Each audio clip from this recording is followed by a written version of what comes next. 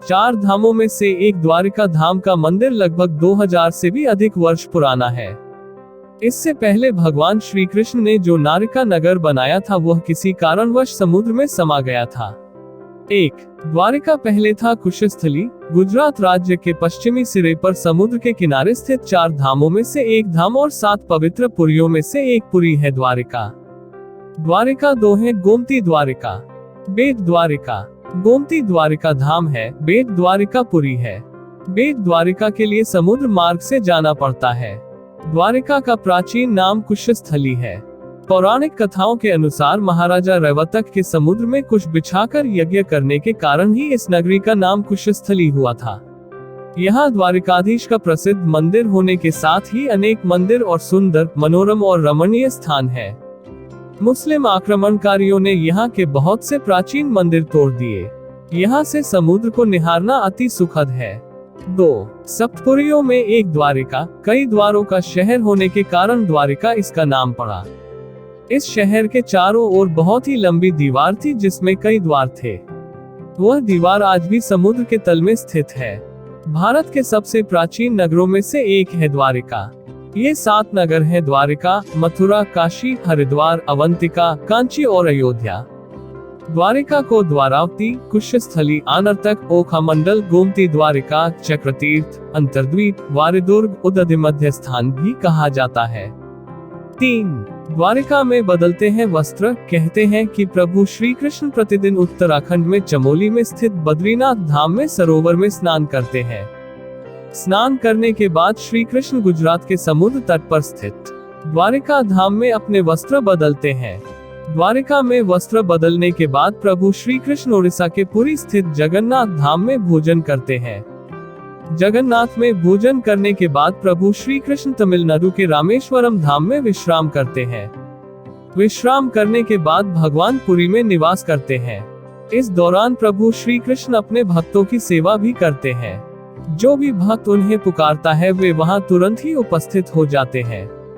प्रभु अपने सभी प्रमुख धाम की आरती भी ग्रहण करते हैं। समय समय पर प्रभु वृंदावन के निधिवन और मथुवन में रास भी करते हैं। वहाँ के मंदिरों में भ्रमण भी करते हैं। 4 कृष्ण क्यों गए थे द्वारिका? कृष्ण ने राजा कंस का वध कर दिया तो कंस के श्वशुर मगधपति जरासंध ने कृष्ण और यदुओं का नामो निशान मिटा देने की ठान रखी थी। वह मथुरा और यादवों पर बारंबार आक्रमण करता था। उसके कई मलेच्छ और यवनी मित्र राजा थे। अंततः यादवों की सुरक्षा को ध्यान में रखते हुए कृष्ण ने मथुरा को छोड़ने का निर्णय लिया। विंता के पुत्र गरुड़ की सलाह एवं ककुदमी के आमंत्रण पर कृष्ण कुशस्थली आ गए। वर्तमान द्वारिका नगर कुशस्थली के रूप में पहले से ही विद्यमान थी। कृष्ण ने इसी उजाड़ हो चुकी नगरी को पुनः बसाया। कृष्ण अपने 18 नए कुल बंधुओं के साथ द्वारिका आ गए। यहीं 36 वर्ष राज्य करने के बाद उनका देहावसान हुआ।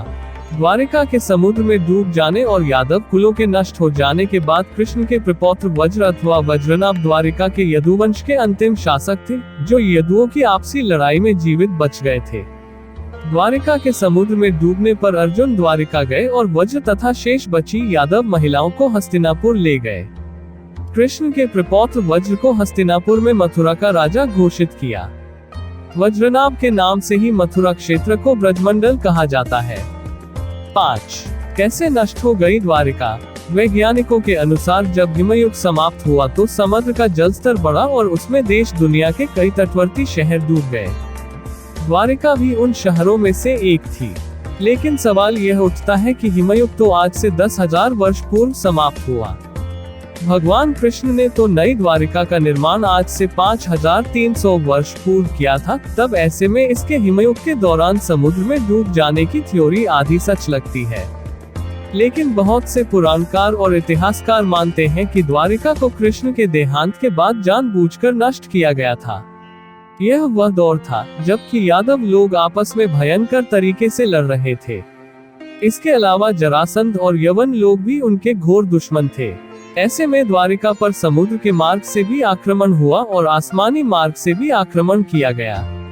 अंततः यादवों को उनके क्षेत्र को छोड़कर फिर से मथुरा और उसके आसपास शरण लेना पड़ी।